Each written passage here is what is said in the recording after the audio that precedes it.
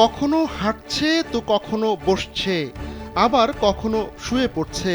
এভাবে রূপালী পর্দার সেলিব্রিটির মতো বিভিন্ন অঙ্গভঙ্গি করে ক্যামেরার সামনে পোজ দিচ্ছে এক বানর, আর তাতেই দর্শনার্থীরা খুশি হয়ে উঠছেন। হয়তো বানরটি মনে মনে ভাবছে, এ আবার কাদের পাল্লায় পড়লাম, আমাকে দেখতে এসে উল্টো তারাই বাদরের মতো আচরণ করছে। বনে বাদারে ঘুরে বেড়ানো এই বানরের পৃথিবী এখন কাচের ঘর।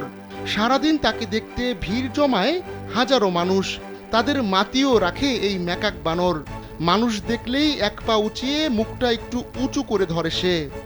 ভিশনের ফুলঝুরি মেগা অফারে ফ্রিজ কিনলেই পাচ্ছেন 16 পিসের আকর্ষণীয় গিফট বক্স একদম ফ্রি।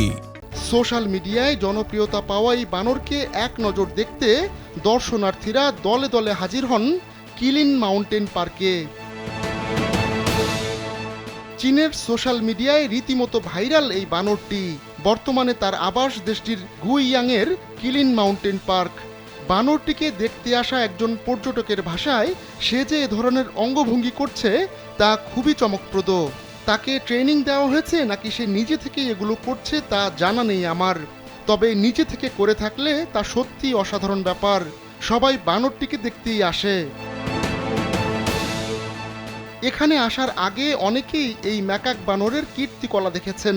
চীনের সোশ্যাল মিডিয়া প্ল্যাটফর্ম ডোইনে বানরটির ভুরি ভুরি ভিডিও রয়েছে।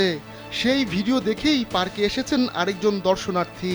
তিনি বলছিলেন, আমরা সাধারণত যে বানরগুলো দেখি সেগুলো খুব সাধারণ, কিন্তু এই বানরটি আলাদা।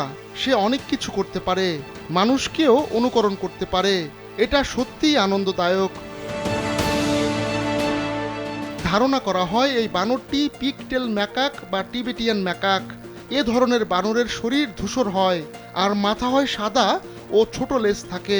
রাতারাতি খ্যাতির শীর্ষে পৌঁছে যাওয়া এই বানরকে কোনো ট্রেনিংই দেওয়া হয়নি বলে জানিয়েছেন পার্কের কর্মকর্তারা। তবে বানরের এমন অঙ্গভঙ্গির কারণেই পার্কে বেড়েছে দর্শনার্থীর সংখ্যা। আহমদুল্লাহ শিকদার, কালবেলা।